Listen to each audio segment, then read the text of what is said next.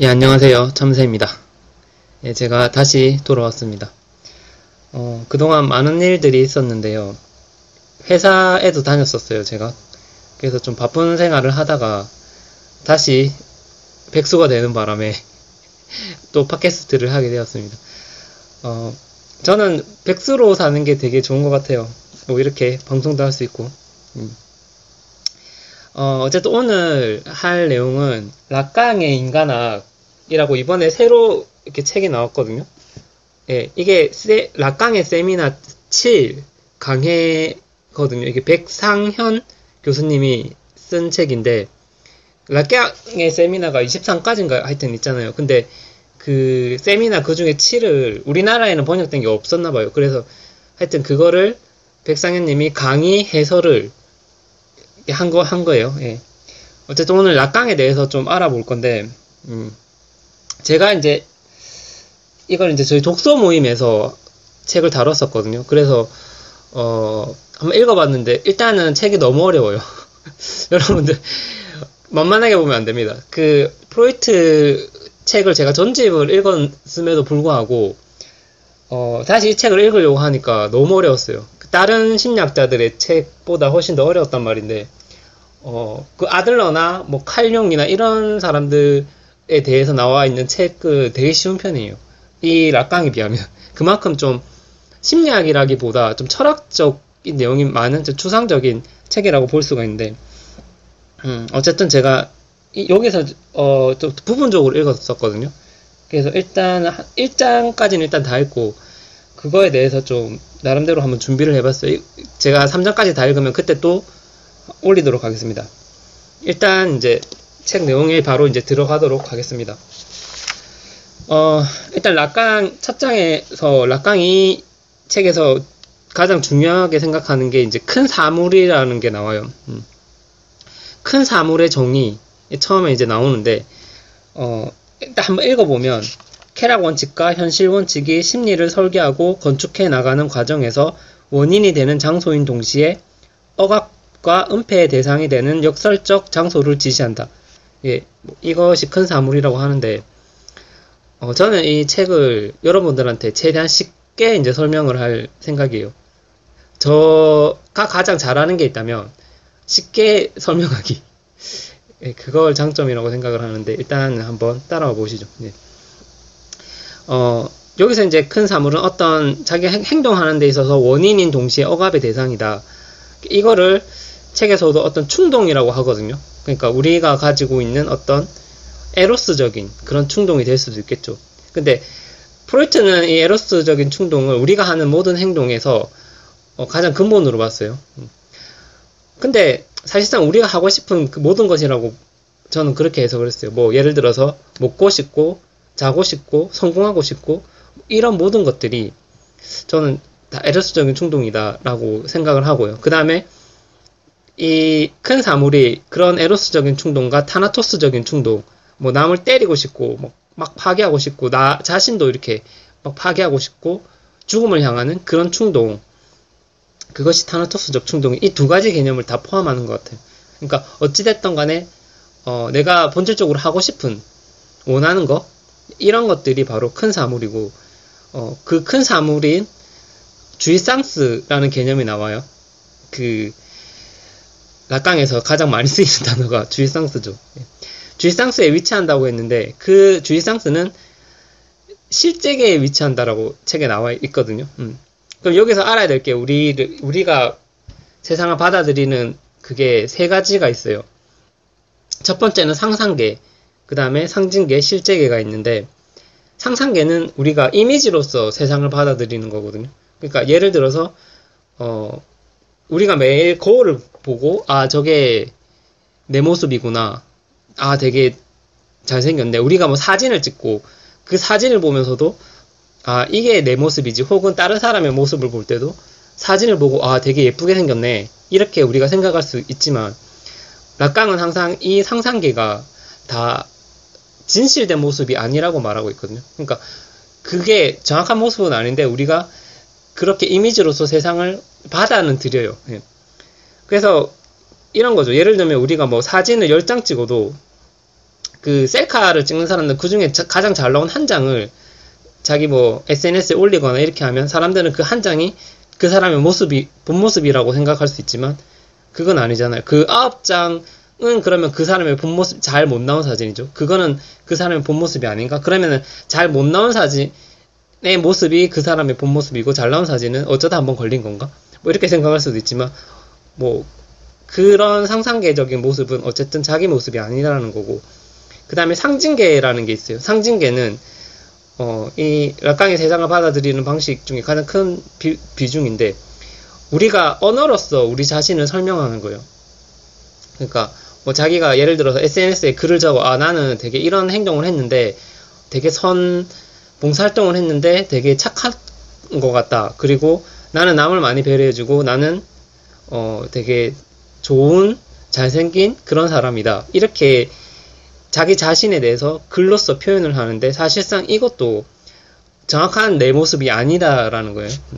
그래서 어쨌든 그 상상계와 상징계는 뭔가 어떤 가식적인 부분이 있을 수 있는 영역인데, 실제계는 그런 게 아니라 진짜로 만약에 우리가 있는 그대로의 그 모습이 실제 한다라고 가정을 한다면 그런 세계가 있다라고 가정을 하는 거예요. 그렇다면은 그 주이상스는 락강이 계속해서 말하는 주이상스는 그 실제계에 위치하는 그런 모습이 되겠죠.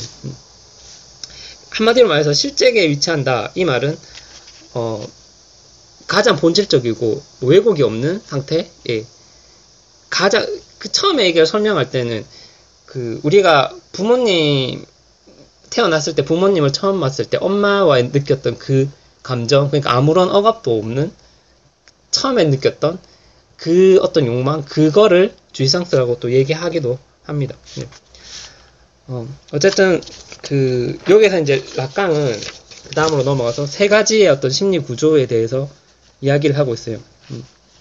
한번 읽어보면, 인간 심리란 자신의 쾌락의 중핵인 동시에 억압되어야 할 대상으로서 주이상스를 자리를 중심으로 설계되는 하나의 사회 구조이다.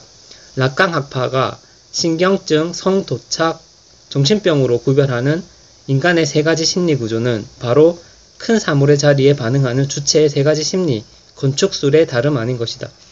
보세요. 말이 좀 어렵잖아요. 책이 상당히 좀 짜증이 납니다. 예.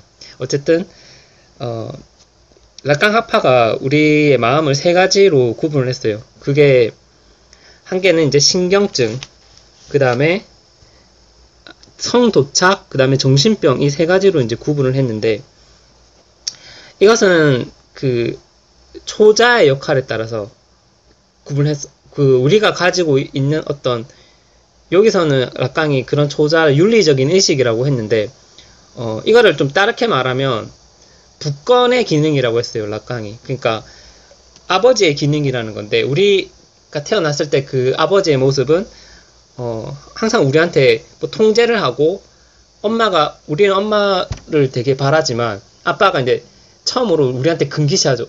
네 엄마가 너무 친하게 지내지 마, 이런 식으로. 그 다음에 나 이거 하지 마, 이렇게 항상 이렇게 억압하고 통제하는 그런 존재가 부권의 존재인데, 그런 아버지의 기능이 있다라는 거예요. 근데 그 아버지의 기능이 남자인 아빠로서의 기능만을 나타내는 것이 아니고, 엄마도 나 자신한테 그런 이야기를 할 수 있는 거예요. 그래서 꼭 성별적인 의미의 아버지의 기능이 아니다. 어떤 가정에서 아빠가 없는 집에서라도 엄마가 그런 통제의 역할을 정확하게 해준다면 그것도 하나의 부권적인 기능이 될 수도 있다라고 얘기를 해요. 어쨌든 그 부권의 기능에 따라서 이걸 좀 초자라고 얘기를 하죠. 그거의 기능에 따라서 신경증과 성도착과 정신병으로 나눌 수 있다고 했는데, 신경증은 그런 부권의 기능이 좀 센 거예요. 어렸을 적부터 계속해서 억압을 받아왔던 거예요. 아빠한테. 야, 네가 하지 말라고. 왜 이런 거 하냐고. 그래서 자꾸 이렇게 행동을 통제하고 이랬던 사람이 결국에는 신경증이 된다 이건데, 이 신경증에는 강박과 히스테리 이런 요소들이 있어요. 공포증도 있고. 어쨌든 이 사람들은 대다수 어떤 사회적인 어떤 법적인 그런 테두리에 대한 의식을 항상 많이 하고 있어요. 그래서 이 사람들은 어떤 그 사회라는 견고한 틀이 있기 때문에 거기에서 자기 마음속에서 어떤 균열이 생기거나 이렇게 하면 자기 스스로를 괴롭히는 방식으로 대처를 하거든요. 그래서 이게 강박과 히스테리가 이런 겁니다.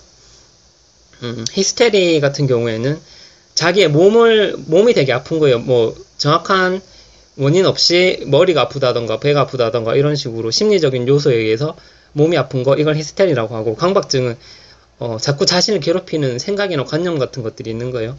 그렇게 해서 자신을 괴롭히는 거, 강박이. 어쨌든 중요한 거는 자기 스스로를 계속해서 괴롭힌다는 거. 예. 그런 특징이 있고, 그 다음에 이제 그 정신병 같은 경우에는 아버지의 기능이 되게 약한 거예요. 어렸을 적부터 그런 억압 같은 게 없었던 거죠. 약간 자유방임적인 그런 환경에서 자란 아이들이고, 이 아이들한테는 이 사회에서 딱히 뭐 지켜야 되는 그런 윤리가 존재하지 않는 거예요. 그래서 남들 이제 눈치 보지 않고 어렸을 적부터 자기가 하고 싶은 그런 방향대로 이제 하는 그런 경향이 좀 있어요. 이런 사람들이 나중에는 정신병이 된다. 우리가 흔히 말하는 정신분열증, 조현병 같은 그런 게 될 확률이 높다라고 락강은 이야기하고 있는 거예요. 그러니까 이런 거에 대해서도 한번 생각을 해봐야 돼요. 그러니까 우리가 이제 아이를 키우거나 이랬을 때 과연 뭐 그냥 자기 하고 싶은 대로 그대로 놔둘 것이냐, 거기에 대해서 정확하게 뭐 금기해야 될 부분에 있어서도 아무런 통제를 안 할 것이냐, 이렇게 됐을 때 과연 얘가 좀 정상적으로 자라날 수 있을 것인가에 대해서 한번 생각을 해봐야 되고요. 어쨌든 이 사람들은, 정신병에 걸린 사람들은 좀 타자가 약한 사람들이에요. 그러니까 락강은 항상 그 타자의 욕망이 우리 자신의 욕망이라고 얘기를 하잖아요. 근데 이렇게 아버지의 기능이 약한 사람들은, 그러니까 삶에 있어서 아까 지켜야 될 도덕이나 법적 테두리가 없다고 했는데, 별로 이제 내가 만약에 뭐 시험을 쳐서 되게 잘했다, 그런데도 어머니나 아빠가 그거에 대해서 좀 칭찬을 해주고 이래야지 어떤 어렸을 적부터 삶의 목표가 생기잖아요. 왜냐면 타자의 욕망이 나의 욕망이기 때문에, 락강식으로 하면. 근데 그런 타자의 기능이 너무 약하니까, 아버지의 기능도 약하고 엄마의 기능도 약하니까 별로 뭐 칭찬도 안 해줘.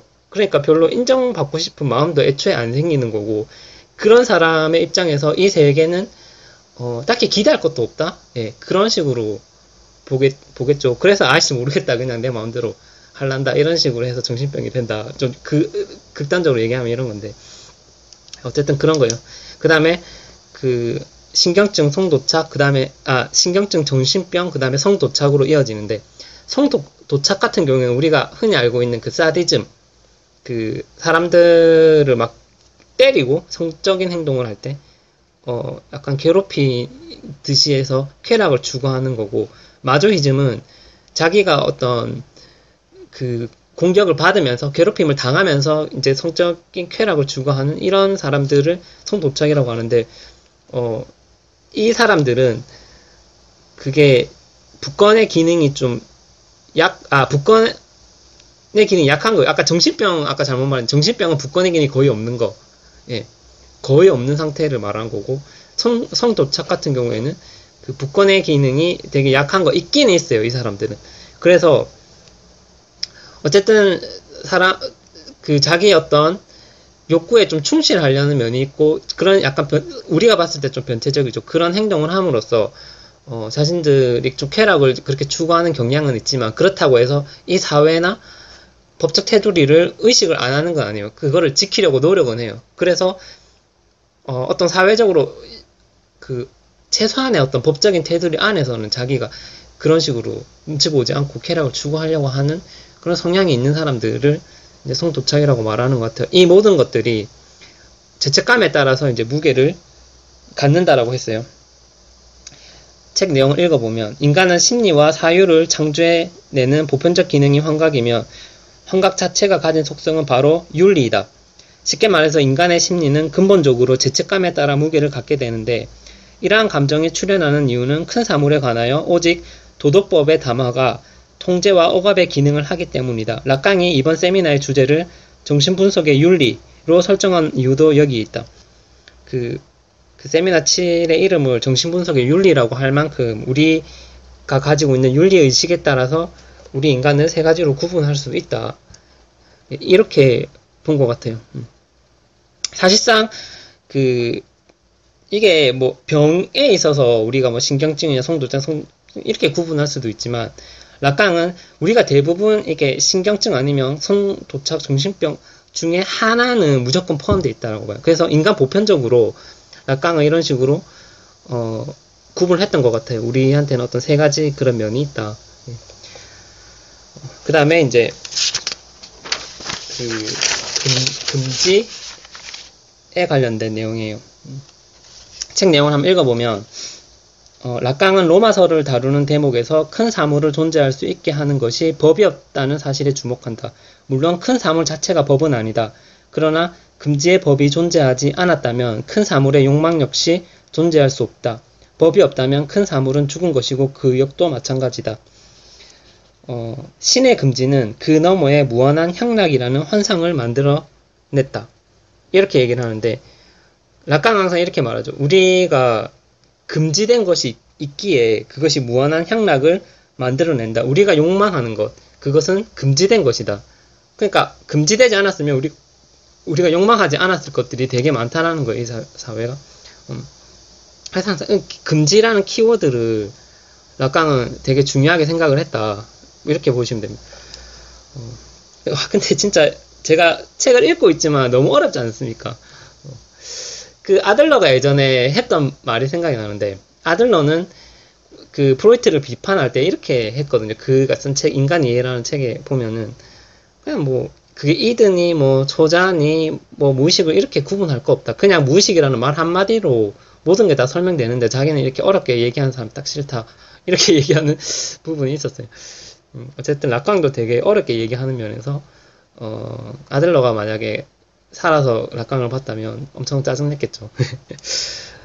어쨌든 다시 금지에 대해서 얘기를 하면, 그렇다면 이렇게 생각을 해볼 수 있어요. 우리가 왜 금지된 것을 욕망을 할까? 이거에 대해서 제가 좀 생각을 해봤는데, 우리는 처음에 자아를 형성할 때도, 어린 아이였을 때도, 자기가 말을 똑바로 하지 못하거나 되게 아기였을 때는 우리 자신의 의사를 제대로 표현하지 못하잖아요. 물론 표현은 하겠지만, 어쨌든 자아가 형성되는 것이 어떤 금지된 것을 우리가 원할 때 처음으로 자아가 형성되고, 저는 그렇게 봤고, 그 다음에 우리가 사는 게 어떤 목표 지향적으로 우리가 살고 있지 않습니까? 그러니까 예를 들어서 자동차를 가지거나 뭐 집을 가지거나 이런 것들은 한마디로 말해서 지금 현재로서는 우리한테 다 금지된 것들이에요. 이런 금지된 것들을 계속해서 목표로 해서 우리가 앞으로 나아가는 삶을 살고 있지 않습니까? 그래서 이런 삶이 바로 우리의 방식이다라는 거죠. 만약에 이런 것들을 가지게 된다면, 차를 가지게 되고 집을 가지게 된다면은 그냥 뭐 자기가 별로 노력도 안 했는데 이런 것들이 계속해서 생긴다면은 삶에 있어서 너무 의미가 없고 무기력하게 되겠죠. 그래서 뭔가 계속해서 새로운 동력을 찾으려고 하고 목표의식을 가지려고 하는 거겠죠. 이런 식으로 삶이 돌아가기 때문에 이제 하나를 가져도 만족을 할 수 없는 그런 삶이 되겠죠.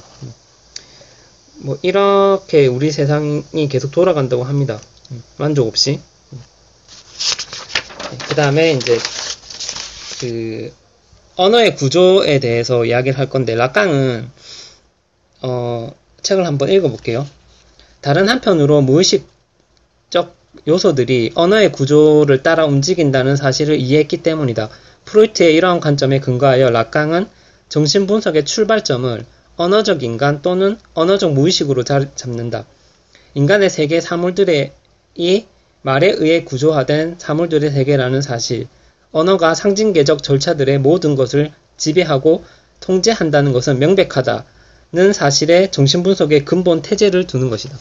이렇게 락강은 우리가 언어적인 어떤 구조가 모든 것들을 지배하고 통제한다라고 얘기를 하거든요. 이거 다르게 표현을 하면 우리의 어떤 언어적인 구조가 우리 무의식적인 어떤 성취를 계속해서 욕망을 들어준다. 이렇게 얘기를 하는데, 이게 좀 무슨 말인지 잘 모르실 거예요. 라깡은 프로이트의 영향을 되게 많이 받았던 사람이고, 그 프로이트가 연구했던 것들을 큰 변화를 안 주고 거기에 대해서 자기 의견을 좀 덧붙이고 더 발전시켜 나갔던 그런 사람이라고 보는데, 그 프로이트가 했던 그런 연구가 한 게 있어요. 거기가 뭐냐면 그 쥐인간이라는 어떤 전집에 나오는 사례가 있는데, 이 쥐인간, 이게 진짜 왜 쥐인간이라고 하냐면, 그때 그 프로이트가 살았던 그 당시에도 사람들한테 본명을 좀 쓸 수 없지 않습니까? 그래서 뭐 쥐인간이라고 한다든지, 그렇게 오양이라고 한다든지, 그렇게 별명 같은 걸 좀 지어가면서 이제 사례를 좀 분석하는 게 많았어요. 그 사람 이름을 좀 보호해줘야 되니까. 그래서 쥐인간이 있는데, 이 사람이 좀 되게 강박적으로 달리기를 하는 모습을 봤어요. 프로이트가 보기에는 너무 막 더운 날에도 달리기에 너무 좋아서 하는 것 같진 않고, 그냥 딱 봐도 강박적으로 하는데, 왜 이렇게 달리기를 하냐라고 물어보니까 그 사람이 난 살 빼려고 한다, 이렇게 얘기를 하는 거예요. 그래서 되게 그럴듯하잖아요. 항상 이렇게 신경증적인 그런 상황에 있는 사람들은 그걸 되게 그럴듯하게 일단 얘기는 한다고 합니다. 어쨌든 그래서 이제 프로이트가 그럼 너무 자기가 딱 봐도 강박적이니까 뭔가 연상되는 뭔가가 없느냐라고 얘기를 하니까 그 사람이 이렇게 말했어요. 예전에 자기가 유원지에 놀러 갔는데 자기 여자친구랑 같이 갔어요. 그 다음에 리처드라는 사람하고 같이 갔어요, 유원지에. 근데 그 리처드라는 사람이 자기 여자친구한테 좀 찝쩍댔나 봐요. 작업을 걸라고 하는 거예요. 그래서 그거에 대해서 자기가 너무 막 사리를 느낄 정도였다고 분노를 했었죠. 근데 어쨌든 그때는 표현하지 못하다가 갑자기 강박적 달리기를 한 것은 리처드가 딕이라고 하나 봐요. 독일에서는 약간 줄임말 같은 거 있잖아요. 그렇게 딕인데 그게 영어로는 thick, thick가 되고 같은 뜻이에요. 그게 되고 sick는 뭐 지방이나 뭐 두꺼운 뭐 이런 뜻이 있나 봐요. 그래서 그가 달리기를 하는 행위가 killing the dick, killing the 리처드 이런 식으로 되는 거죠. 그래서 무의식적으로 자기가 리처드에 향한 복수심을 달리기를 통해서 그를 계속해서 죽이고 있는 거죠. 무의식으로. 물론 의식적으로는 이거를 생각을 못해요. 이런 사례들이 되게 많은데, 라깡이 이런 거를 보면서 되게 신기하잖아요. 어떻게 언어적인 구조에 따라서 그 사람의 무의식적 욕망이 해결이 될까 하는 그런 거에 대해서 좀 관심을 많이 가졌나 봐요. 그래서 이 상징계적인 거에 대해서 연구를 좀 많이 했나 봐요. 프로이트는 이렇게 우리가 동음이어 같은 거를 통해서 만족을 느끼는 경우가 되게 많다라고 얘기를 하고 있고, 그 다음에 꿈속에서도 자기도 의식하지 못했는데 그런 어떤 동음이어가 많이 나온대요. 그래서 이제 그렇게 꿈을 해석하기도 하는데, 이것이 모두 다 언어적 구조로 되어 있다, 뭐 이렇게 보는 거고.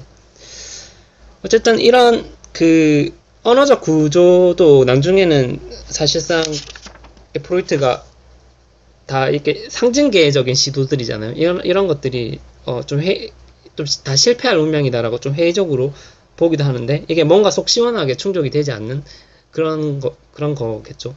어쨌든 그건 좀 뒤에서 또 알아보고. 그 다음에 이제 큰 사물은 충족될 수 없다라는 제가 측면에서 봤을 때 한번 이야기를 해볼게요. 여기서 또 책을 잠깐 읽어볼게요. 어떤 내용인지. 인간의 욕망은 자신이 상실한 최초의 것이자 최종적인 것으로서 큰 사물을 추구하지만, 욕망은 언제나 좌절의 형식으로 큰 사물을 비껴간다. 만일 그 욕망의 항적이 큰 사물에 명중한다면 죽음 충동의 실현이자 욕망의 종말, 쾌락의 차원에서 일종의 재난이 발생하고 말 것이다.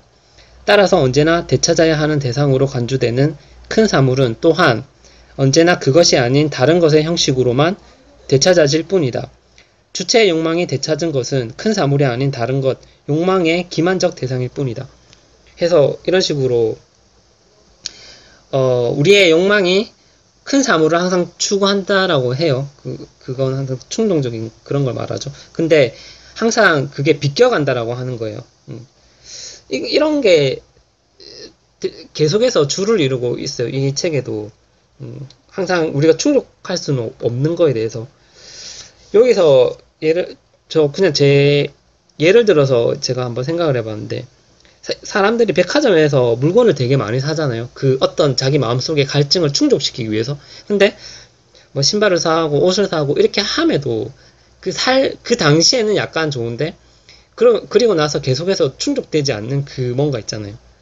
더 이제 사고 또 계속 쇼핑을 하고, 이런 것들 뭐 어떤 사람을 좋아하는데 그 사람을 되게 원하고는 갈구하고는 있지만, 그렇다고 해서 그래서 그 뭐 스킨십을 하고 뽀뽀도 하고 여러 가지를 해보지만 그래도 뭔가 만족되지 않는 어떤 그런 느낌. 아무리 뭐 외모를 갖고도 만족되지 않는 느낌. 아무리 공부를 열심히 해도. 그래서 시험에 합격을 했지만 그러면 또 다른 또 목표가 생기고 거기에 대해서 계속해서 공부를 하는 사람들. 이런 사람들을 봤을 때 이런 모든 것들이 일상 전반에서 다 나타나잖아요. 그게 락강이 대상 A라는 개념으로 이야기를 했어요. 그 대상 A에 대해서 한번 책에 나와 있는 내용을 읽어보면, 대상 A는 큰 사물로 가지 않기 위한 대체물, 죽음의 순간을 연기하기 위한 우회의 속임수에 불과하다. 욕망의 대상은 실제와의 대면을 무한 연기시키는 환영장치의 기능으로 파악되는 것이다. 그러니까 이 대상 A를 그 환영장치라고 이야기를 하고 있어요. 실제와의 대면을 무한 연기시키는, 결코 닿을 수 없는 그런 주의상스의 세계가 있다. 우리 인간은 대상 A를 통해서 결코 닿을 수 없는 그런 세계로 향하고 있다. 항상 이렇게 얘기해요. 그러니까 우리 삶의 어떤 불안전성에 대해서 락강이 계속해서 이야기하고 있는 장면이죠. 그 주의상스에 닿게 되면 만약에 우리가, 그러면은 어떤 재난을 느끼게 되고 이제 죽음에 이른다라고 얘기를 했는데, 뭐 이거는 절대적인 죽음을 말하는 건 아니겠죠. 어쨌든 그런 상태에 놓이게 된다라고 얘기는 하고 있어요. 한마디로 이렇게 결핍되고 불만족한 방식이 바로 우리의 삶의 방식이라는 건데, 만약에 이런 삶의 방식이 바뀌면 아까도 말했듯이 목적의식이 없게 되고 되게 무기력하게 되고 이런 거겠죠. 만약에 진짜 우리가 주의상스에 몰입되는 그 순간, 재난을 느끼는 그 순간 한번 생각을 해본다면은, 우리가 만약에 뭐 암투병을 하거나 죽음을 앞두고 있었을 때 우리가 어떤 더 이상 그 상태에서 바라는 게 없잖아요. 그냥 계속해서 과거 지향적이 되고 이 현재 지향적이 되겠죠. 이 오늘 하루를 되게 잘 살아야 되겠다. 이런 마음이 딱 들고, 그리고 진짜로 그 하루를 느낄 때 그때 이제 주의상스에 딱 다다르게 되는 거겠죠. 주의상스란 말을 보통 이럴 때 쓰는 것 같아요. 사람들이 뭐 예술 작품을 만약에 보는데 엄청 너무 큰 쾌락을 만족, 그런 느낌을 느꼈던 거예요. 거기서 이게 더 이상 바랄 것이 없다. 딱 이 느낌. 더 이상 바라는 것이 없는 그 상태가 주의상스라고 말하는 건데, 이런 상태는 저는 이걸 보면서 뭐하고 비슷하다고 생각했냐면, 불교에서 말하는 그 너바나라고 하잖아요. 그 열반의 단계. 우리가 불교에서도 그 너바나를 언제 말하냐면은, 내가 더 이상 바랄 것이 없다. 그거를 따르게 표현하면 공인데, 공사상이에요. 예. 어쨌든 그 공사상이 주의상스와 연결되는 게 아닌가. 서양에서 말하는 것과 동양에서 말하는 그 개념이 일치되는 그런 순간이 좀 있는 것 같아요. 네. 제 생각을 말하자면. 어쨌든 그런 것 같습니다. 그리고, 이렇게 영원히 충족될 수 없다는 거에 대해서 조금 더 확장해서 이야기를 하면은, 아까 말했다시피 우리 대부분의 사람들이 어떤 신경증적인 요소를 좀 어느 정도 가지고 있다라고 얘기를 하고, 그 신경증에는 히스테리와 강박증으로 나눈다고 했잖아요. 그러니까 책에서 히스테리와 강박증에 대해서 설명하는 부분이 있어요. 히스테리는 그러한 방식으로 큰 사물에 집착하면서도 마지막 순간에 밀쳐내는 모순된 운동을 반복할 것이다.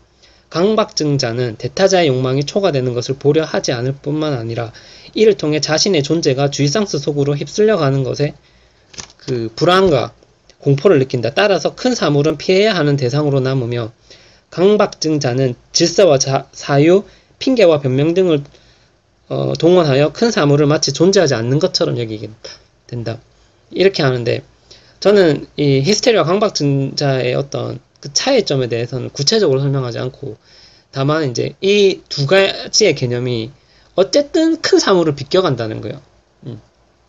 그래서 그렇게 해서 이 두 가지의 케이스 모두 다 진정한 만족을 느낄 수는 없다. 충족이 될 수는 없다. 이렇게 얘기하고 실제로 강박증자의 경우에 있어서는 자기가 만약에 좋아하는 여성이 있다. 근데 그 여성이 나한테 고백을 했다. 그러면 그때부터는 그 여성을 좋아하지 않게 되는 케이스가 되게 많거든요. 그러니까 강박증자한테 있어서 여자가 딱 두 가지 종류가 있는데 하나는 상징적인 의미예요. 하나는 창녀가 하나는 성녀가 있는데 되게 자기가 함부로 하는 그런 창녀들 그런 사람 속에서도 자기가 만족을 못 느끼겠죠. 그리고 하나는 너무 높이 있는 사람들이에요. 너무 고결한 사람. 그래서 어찌됐든 두 케이스 모두 다 나의 진정한 여자친구는 아닌 거죠. 주로 이제 이렇게 우리는 히스테리나 강박증자도 마찬가지인데 이 사람들은 자신의 어떤 진정한 행복이나 자신의 진정한 승리에 대한 믿음이 없다라고 보고 있거든요. 그러니까 진정으로 자기가 사랑하고 싶다라고 말은 하면서도 뭐 진짜로 배려하는 행동은 하지 않는다던가 얘가 좀 우습지만 어쨌든 그 삶의 전반적으로 스포츠 같은 거 할 때도 뭐 당구를 칠 때도 자기는 나 당구 잘 치고 싶은데 라고 항상 말은 하면서도 뭐 진짜 뭐 대회전이나 이런 길을 안 외우려고 하는 사람, 볼링을 하면서도 자기가 되게 에버리지가 높게 나오고 싶다라고 말은 하면서도 뭐 진짜 디테일한 어떤 회전도 안 주려고 하고 이런 사람들 분명히 이런 사람들이 있거든요. 아마 이런 사람들을 두고 하는 말인 것 같은데 그 진짜의 그 성공을 원하면서도 정작 복잡하고 귀찮고 싫은 것을 좀 안 하려고 하는 이런 사람들 이렇게 자꾸 삶의 쳇바퀴를 계속해서 도는 거예요. 그래서 진짜로 자기한테 어떤 행복이 다가왔을 때 거기에 대해서 불안함을 느끼는 사람들이 있잖아요. 그런 사람 말한 거고 그럼 왜 이렇게 자신의 삶의 방식을 이렇게 제가 봤을 때 이게 부정적인 패턴으로 계속 가는 건데 그 삶의 방식을 바꾸지 않을까라고 생각을 해보면 이 아까 말했던 그 대상 A가 주는 그 환영이나 그 쾌락에 휩쓸리는 것이 너무 큰 것 같아요. 그냥 거기서 스스로 그냥 만족감을 얻는 것 같아요. 그 환상이 주는 만약에 자기가 쥐상스에 도달했을 경우에는 그런 환상이 주는 게 없잖아요. 그러니까 그 진짜로 자기가 볼링을 잘 치고 싶으면 막 진짜 이리저리 책도 보고 연구도 하고 이야기도 듣고 해야 되겠죠. 근데 그 순간을 못 참아내는 거예요. 왜냐면 대상에가 주는 쾌락이 너무 커. 대상에 있는 스트라이크 치는 그 순간이에요. 오로지 그 순간만 보고 볼링을 하는데 언제 그 책을 보고 언제 그 회전을 주고 이렇게 하겠어요. 그러니까 그걸 못 견뎌하는 거겠죠. 어쨌든 만약에 자기가 책을 보고 뭐 회전을 준다고 하고 좀 더 시간을 많이 공을 들인다면은 그 스트라이크가 주는 그 계속 지연시켜야 되니까 그걸 못 참아 하는 거고 그래서 대상에가 주는 쾌락이 너무 큰 나머지 자기가 계속 이렇게 부정적인 패턴으로 흘러가고 있다라고 저는 좀 해석을 해봤어요. 그 다음에 이제 그 현실 원칙에 대해서 이제 좀 들어갈 건데 여기서부터는 이제 잠깐 끊었다가 다시 하도록 하겠습니다.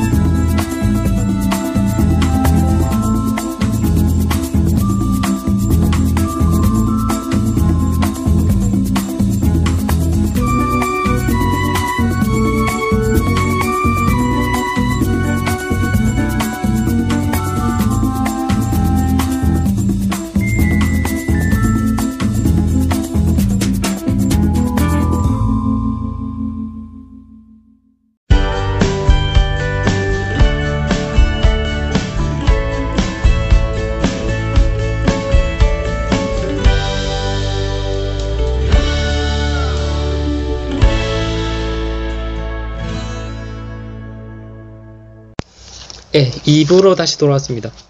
예, 제가 뭐 현실 원칙부터 할 건데요. 일단 하기 전에 그 락강의 개념들이 되게 추상적인 개념들이 많아요. 그래서 제가 뭐 그 정확하게 이 개념이 뭐다라고 이야기할 수는 없다. 그거를 말씀드릴게요. 아마 어떤 사람들이 아마 락강이 다시 돌아와서 얘기를 해도 자기가 감히 내가 말했던 개념조차도 이건 이거다라고 정확하게 말 못할 것 같아요. 왜냐하면 책을 보시면 이해를 하게 됩니다. 그 모든 사람들, 락강을 해석한 사람들도 거기에 대해서 해석한 사람들이 또 해석한 사람들을 비판하고 이 부분은 이런 게 아니다라고 비판은 하지 이런 게 이거다라고 말은 못하거든요. 이렇게 락강의 어떤 이론을 위한 이론, 추상적인 이론이다 이런 좀 반박 같은 것도 좀 많이 받아요. 예. 그런데도 불구하고 저는 뭐 최대한 일단 내 생각을 말하고 싶어요. 그렇게 해서 좀 분명하게 여러분들이 이해를 하는 게 좀 중요하니까. 예. 어쨌든 현실 원칙으로 넘어가겠습니다. 이 책에서는 이 현실 원칙에 대한 내용들이 좀 많이 나오고 있거든요. 예.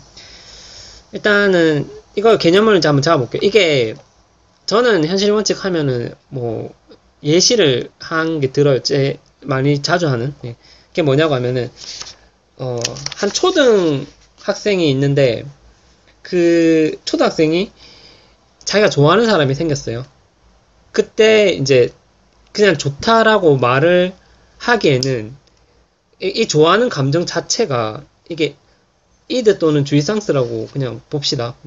처음으로 애초에 좋아하는 감정이 생겼어요. 근데 좋아한다고 말을 하기에는 되게 부끄러운 거예요.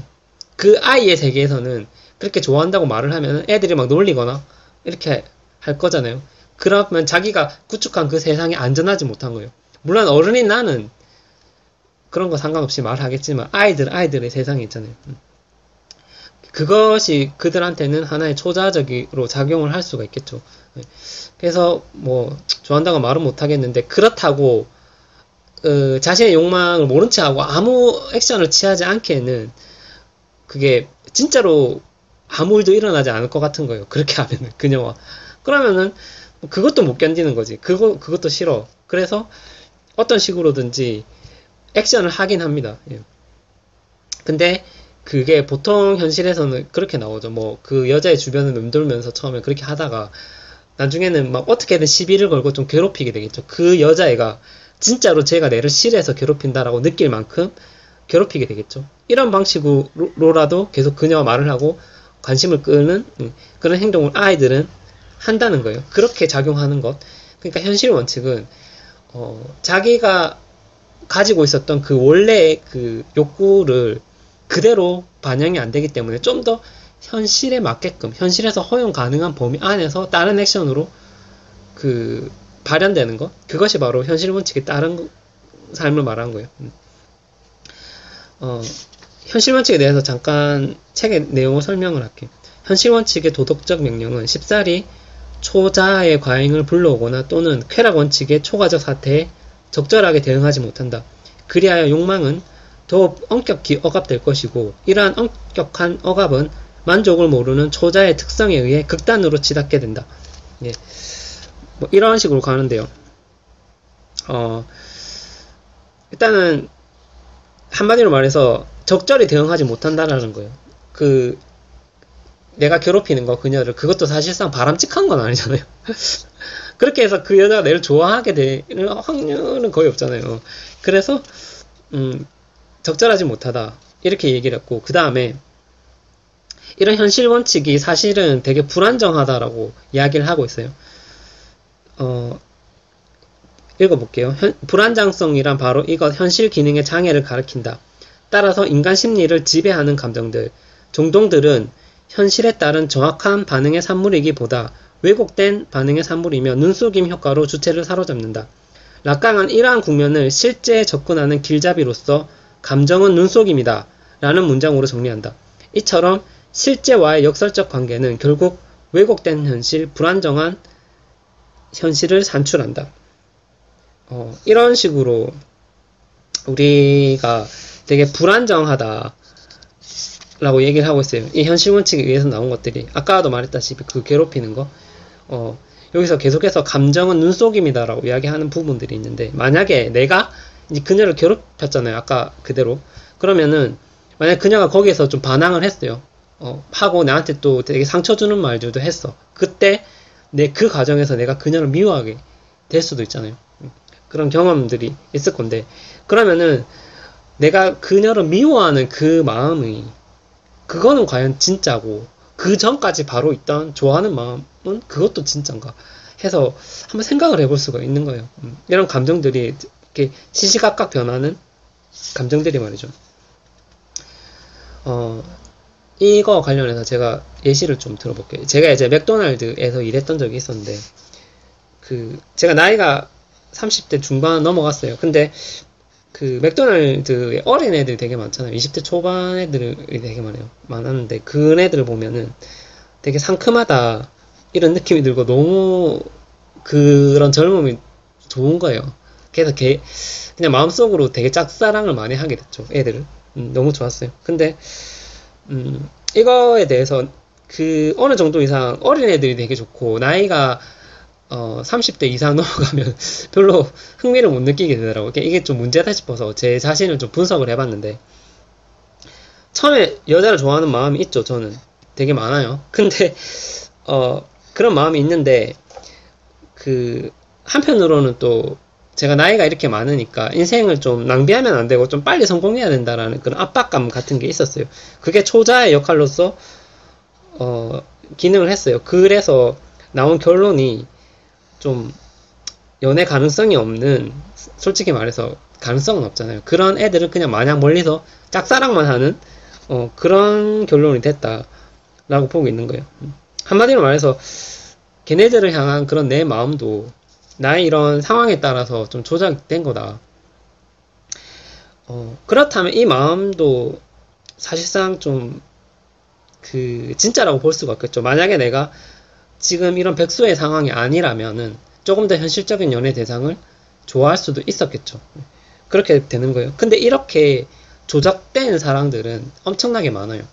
예를 들어서 뭐 어떤 여성이 소개팅을 나가서 되게 나쁜 남자한테 끌렸다. 근데 알고 보니까 그 남자 아버지가 되게 터프한 사람이에요. 그랬을 경우에 아빠한테 가지고 있던 그 애착이 그대로 전이가 되어서 그 나쁜 남자한테 딱 첫 만났는데 끌렸어요. 그러면은 그때 그 첫사랑, 첫 만났을 때 좋은 감정, 사랑, 느낌이 과연 그건 또 진짜라고 할 수 있을 것인가라는 거고, 그 다음에 그런 아빠의 어떤 터프함에 대해서 자기가 좀 반동 형성을 가지고 있었나 봐요. 그런 게 아빠 너무 싫어서 그런 모습이. 근데 딱 만났는데 되게 수줍고 착한 남자를 봤어요, 소개팅에서. 그렇게 됐을 때 그 남자한테 딱 처음 봤을 때부터 끌렸다. 그렇다면은 과연 그때 느끼는 감정이 진정한 나의 욕망을 말하는 걸까? 아니면 타자 욕망이 섞인 걸까? 이렇게 좀 혼란스러울 수가 있겠죠. 그래서 락강의 말대로 실제 접근하는 길잡이로서 감정은 다 눈속임이다 라고 이야기할 수가 있는 거고, 이런 사례들이 되게 많아요. 그래서 모든 감정들을 한 번쯤 다 의심해봐야 된다. 의심의 철학입니다, 락강의 철학은. 내가 느끼는 모든 감정 다 의심을 해봐야 된다는 거고, 이거와 관련해서 계속해서 예시는 들 수 있어요. 근데 최근에 이제 제가 전에 사귀던 여자친구의 꿈을 꿨어요. 되게 오래전 일인데 꿈을 꿨는데, 꿈속에서 걔가 그냥 다시 뭐 내가 좋다 이런 식으로 얘기를 하고, 됐다 난 싫다 저리 가라 이런 식으로 얘기를 했는데, 어쨌든 꿈에 그 여성이 나왔다라는 거는 무의식적으로 프로이트의 말대로라면은 내 욕망을 충족시키기 위한 거죠. 현실에서 안 되니까 꿈에서라도. 어쨌든 보통 상황에서 이제 제가 그런 꿈을 꿨다면은 되게 만나고 싶을 거 아닌가. 현실에서 내가 그런 꿈까지 꾸는 거 보니까 걔는 진짜 내 인생에 있어서 엄청난 운명의 여자구나 라고 생각을 하거나 진짜 내 중요한 사람이라고 생각을 하게 될 수도 있는데, 지금 내 입장에서 보면은 이제는 저도 뭐 심리학을 좀 공부하고 이렇기 때문에 그게 그런 감정 자체가 가짜라는 거, 눈속임이라는 거 자체를 알고는 있어요. 어떻게 아냐면은 솔직히 그 경험을 통해서 다 알 수가 있죠. 예전 진짜 첫사랑 이때도 사실은 걔가 되게 막 걔 아니면 안 될 정도로 좋았지만 나중에 시간이 지나보면 그런 감정도 별거 아니다라는 거 다 아시잖아요. 예. 그런 의미에서도 뭐 그런 게 있고, 그리고 조금 더 제가 분석을 해보니까 지금 만나는 여자들 또 물론 그런 없지만 어쨌든 내가 만약 걔보다 더 좋은 사람을 만났더라면은 걔가 계속해서 꿈에 나왔을까, 또 이런 생각이 좀 들더라고요. 그러니까 결국에는 걔보다 더 예쁜 사람을 못 만났기 때문에 그렇다라고도 볼 수가 있는 거예요. 사실은 그런 거예요. 예. 현재 사람들은 계속해서 그 과거의 어떤 환상에 대해서 어떤 의미를 부여하는 거죠. 그 대상에 대해서 이렇게 꿈까지 꿨기 때문에 대단한 사람이다라고 정당성을 좀 부여해주고, 이런 식인데 이런 것조차도 모든 걸 다 의심해 봐야 된다. 그래서 조금 더 우리가 입체적으로 상황을 볼 수 있는 그런 능력이 있잖아요. 물론 꿈꾸고 난 그 다음에는 내가 마음이 아직도 가시질 않지만 그래도 이게 가짜라는 걸 알게 됐을 때 뭔가 다른 결론이 나올 수 있다라는 겁니다.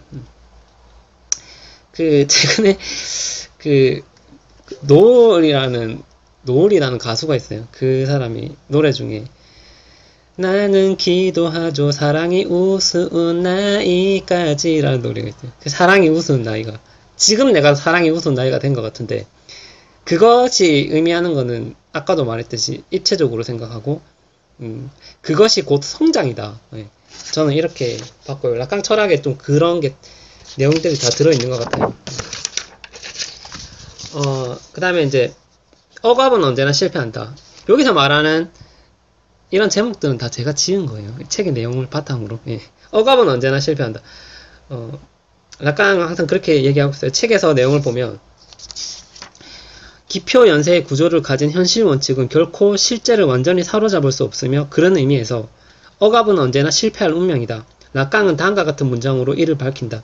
만일 프로이트가 현실 원칙에 관하여 말한다면 그것은 현실 원칙이 언제나 실패에 의해 유지된다는 것을 보여주기 위해서입니다. 이렇게 얘기를 하는데, 이 세상에서 주일상스 애초에 느꼈던 그 감정만이 온전하고, 승하나 전이, 전치, 뭐 이렇게 바뀌는 것들 있잖아요. 그런 것들은 완전하지가 못하다. 내가 어떤 사람한테 화가 났는데, 그 화를 우리는 그 사람한테 못 푸니까 집에 와서 막 강아지를 들고 차고 이런답니까? 그런데 그런 것으로 인해서도 오로지 내 욕망이 해소되지 않고, 그런 면에서 봤을 때 어떤 예술작품이나 이런 것들도 우리의 감정을 승화시킨다라고 했는데, 그런 승화작용 또한 완전하지 못하다, 이렇게 락강은 말하고 있는 것 같아요. 그래서 예술이 하나의 어떤 치료의 대상이 될 수는 없다 라고 말하는 것 같아요, 락강은. 그리고 이제 공백에 대해서 이야기를 하는데, 그 실제로 책에서는 이 공백이라는 단어 자체도 되게 많이 나옵니다. 공백에 대해서 설명하고 있는 이 내용을 한번 읽어볼게요. 최종적인 기표 연세에 도달하게 되면 이른바 공백의 연안가에 이르게 된다. 분석가는 환자가 자신의 욕망의 건축물을 구성하던 마음의 기둥들이 초라한 환상에 근거한 지푸라기였다는 사실을 직면하도록 유도할 것이다. 그리고 이것은 분석 주체에게 일종의 각성 효과를 가져올 것이다 라고 얘기를 했어요. 욕망이 결국에는 지푸라기다, 이렇게 말을 하고 있어요. 그러니까 이거의 지푸라기라는 것을 우리가 직면했을 때, 아까도 말했듯이 감정이라는 것 자체가 다 허망하다. 진짜로 내 감정을 보면은 사실상의 그 주체라고 할 만한 것들이 없어요. 그렇기 때문에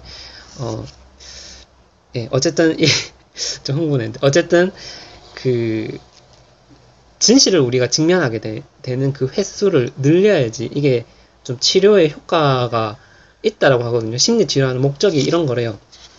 분석은 이전에 행해졌던 다양한 절차들을 지속적으로 반복하여 분석 주체가 공백에 도달하는 횟수를 늘리려고 노력을 해야 한다. 이와 같은 반복이 가져올 효과가 치료의 중요한 부분을 차지하기 때문이다 라고 얘기를 하고 있어요. 그렇기 때문에 이 세상에 인생 진짜 뭐 없다, 이런 부분들을 아는 거예요. 공백이란 것 자체가 나 자신이 아무것도 아니다, 아니었다, 이런 사실을 아는 걸 말하고, 그냥 조금 더 나가서 타자가 나한테 했던 말, 야니 이런 것 좀 했으면 좋겠다. 난 네가 공부를 잘했으면 좋겠다. 이런 것들도 결국에는 따져보면은 근거가 없는 거고, 그 대상도 자기가 한 말에 대해서 신뢰를, 아니 자기가 한 말 자체를 아예 까먹고 있는 경우가 되게 많아요. 그러니까 내가 애초에 원하던 그런 것들이 어떻게 부모가 원한 것 같지만 알고 보면은 결국에는 내가 지어낸 감정들이고, 그게 이제 허상이라는 거고, 우리는 이 과정을 계속해서 무한 반복한다는 그런 의미가 되는 거겠죠. 여러분 한번 내가 가진 욕망에 대해서 한번 생각을 해봐야 돼요. 과연 이게 진짜인가 허구인가? 내가 진짜 원해서 하는 건가? 뭐 이런 거에 대한 의문을 계속해서 던지게 만드는 학문이죠. 이 락강의 학문이. 제가 이제 아까도 말했다시피 그 꿈에 나왔던 그녀도 그게 왜 여기에 대해서 집착이 더 이상 발전하지 않느냐, 그것도 이제 실제로 계속해서 내가 그렇게 주입을 하잖아요. 아, 이거 가짜다, 눈속임이다, 이렇게 계속해서 공백의 횟수를 늘리려고 하는 거, 이것이 실질적으로 우리한테 치료가 된다라면 다시 한번 말씀드리고 있어요. 그 다음에 이 정신분석의 목표에 대해서 이야기하는 부분이 있어요.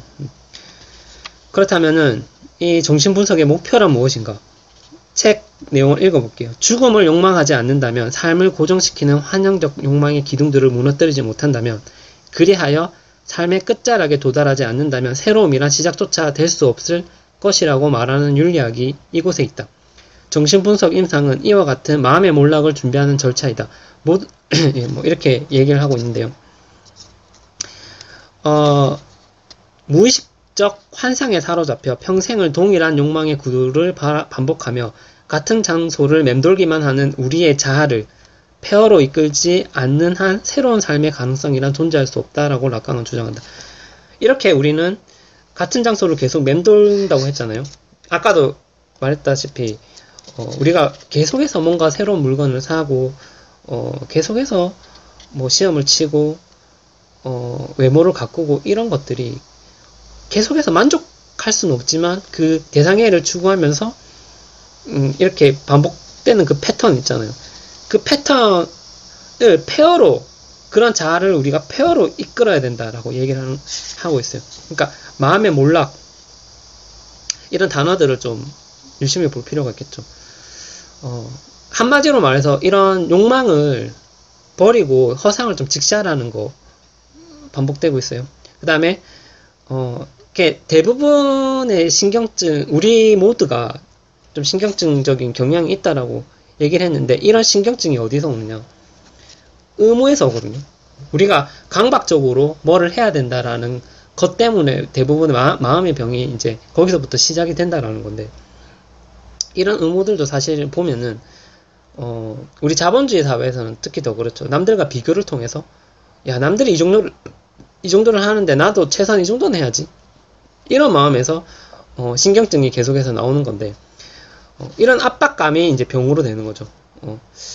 한마디로 근데 결국에는 그런 압박감도 내가 그게 타자의 욕망이라고 생각했기 때문에, 남들이 우리한테 최선을 바라는 것이라는 그런 환상이죠. 그걸 생각했기 때문에 그렇다는 거고, 아까도 말했다시피 내가 바라는 것들이, 남들이 바라는 것들도 사실은 신뢰하지 못하는 거고, 내가 바라는 것들도 허망하고, 이런 과정을 아는 거예요. 내 과업을 자세히 보면은 지금 내가 해야 되는 여러 가지 숙제, 과제, 뭐 이런 것들도 사실은 누구도 시킨 적이 없어요. 그냥 그거를 저는 이제 자기 스스로 만든 과목이라고 하거든요. 자기 스스로를 괴롭히기 위한 거. 예. 이런 압박에서 우리가 벗어나야 된다는 거예요. 예. 그러니까 그 환상이라는 것 자체가 집착에서 오는 거 있죠. 그 상대방에 대한 집착에서 오는 걸 수도 있는데, 그것도 사실은 그런 감정들도 허망이고, 우리가 그 강박적으로 열심히 하고 있는 그 어떤 모든 것들도 사실은 아무런 근거가 없는 것이다. 예, 이게 좀 철학적인 거예요. 그러니까 한마디로 자기가 가지고 있는 지금 현재 해야 될 것들을 좀 내려놓으라는 거예요. 그것이 자기 자신을 폐허로 이끈다는 건데 오히려 그게 더 좋다라고 이야기를 하고 있어요. 그 다음에 한마디로 저도 이제 최근에 그런 경험이 있었어요.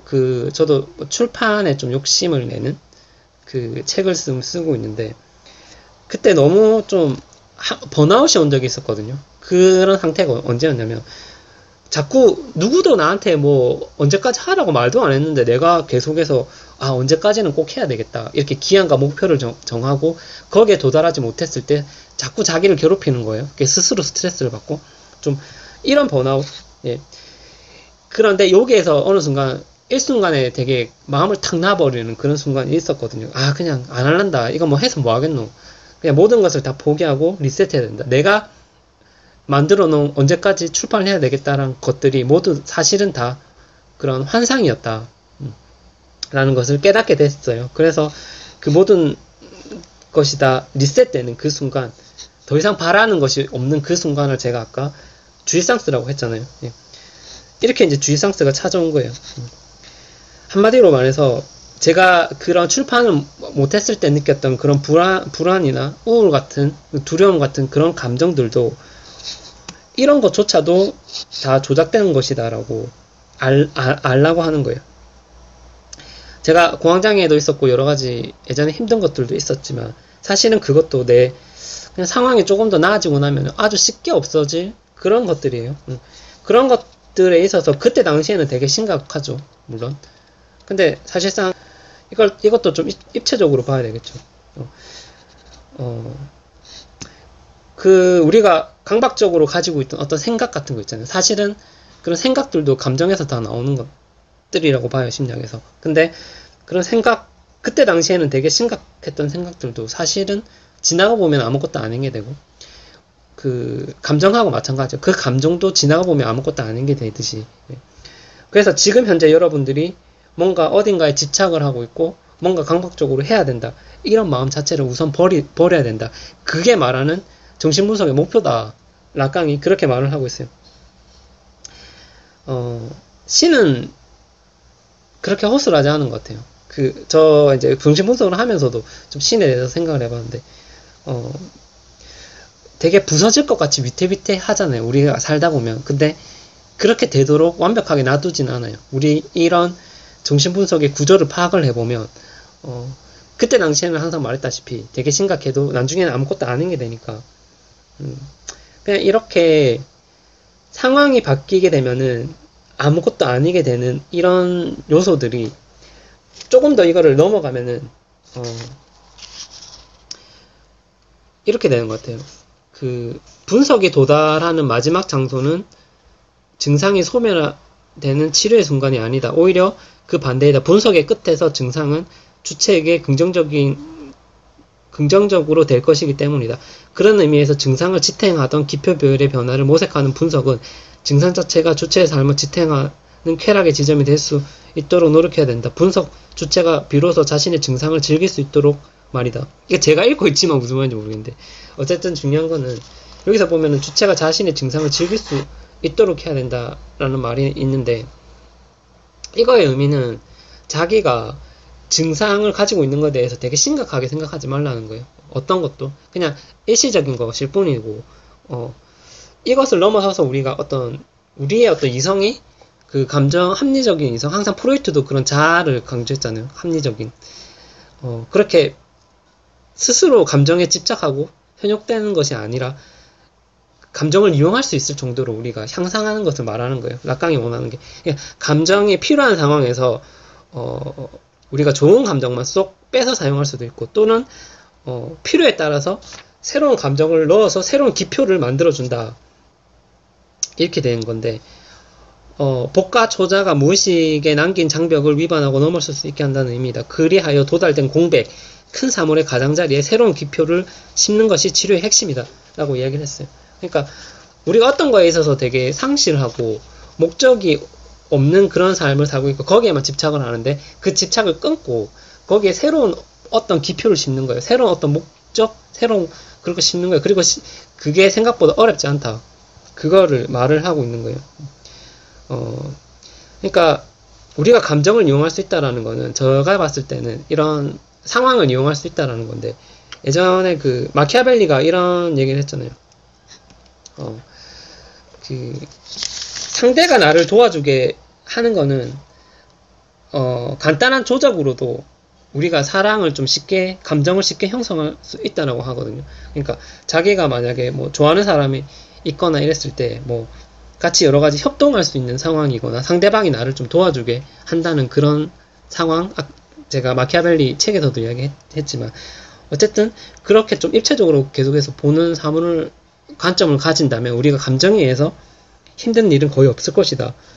이렇게 하는 거죠. 그래서 우리가 그 자신의 감정을 조금 더 관조하는 태도로 즐길 수가 있고, 그 다음에 자유자재로 새로운 감정을 심어줄 수도 있고, 이런 의미에서 우리가 그렇게 감정을 통제할 수 있는 삶이 되게 건강한 상황이다. 예, 이렇게 보는 거예요. 그 다음에 이제 마지막으로 임상 분석에서 밝혀지는 주체의 진리는 절대적 개별성의 진리이다. 주체의 근본적인 소망이 무엇인지를 밝히고 그것을 개별성 속에서 보존하는 것이 정신분석의 대의이기 때문이다.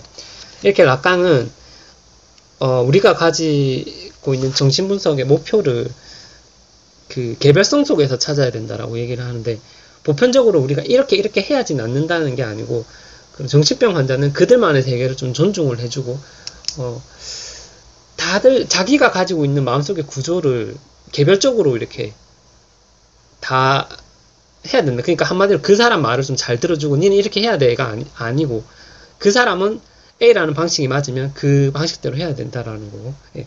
어쨌든 이런 부분들도 있습니다. 그리고 제가 하다가 좀 아까 빠뜨린 부분이 있어서 그걸 한번 읽고 넘어갈게요. 제가 아까 공백에 대해서 이야기하면서 내가 원하는 것이 이제 부모가 요구한 것이 아니다. 결국에는 그런 내가 다 지어낸 허상이다. 이렇게 얘기를 했던 부분이 있어요.